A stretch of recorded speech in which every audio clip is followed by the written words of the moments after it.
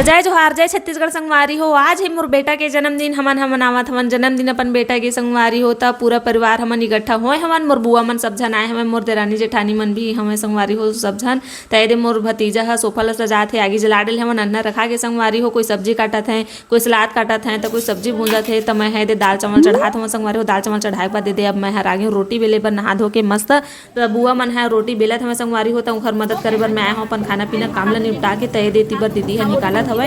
हमार मौसी भी आए हुए गांव के संगवारी हो, बड़े अम्मा भी आए हुए तो उमन मदद करत हवे। मौसी सब्जी भूंजी सवय और ये बड़े अम्मा निकालत जाथे, दीदी ह डालत जाथे संगवारी हो। और हमन एती बर बेलत हमर रोटी ला फटाफट से केक कटिंग करबो खर बात कइके।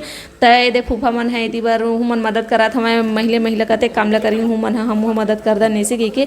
तब मोर देवर है एती बर सलाद काटत हे, फूफा मन आलू छिलत रहिन हमर संगवारी हो। त सलाद कटिंग करत हवे मोर देवर मामा और मोर भतीजा सबो झन मिल के दे काटत हमें सलाद ल। सलाद कटिंग हो गए, देख सकत हो खीरा प्याज के सलाद कतका सुघर दिखत है, बहुत अच्छा लगत है संगवारी हो। तय दे हमार पूड़ी भी जहाँ तहाँ निकल के तैयार हो गए।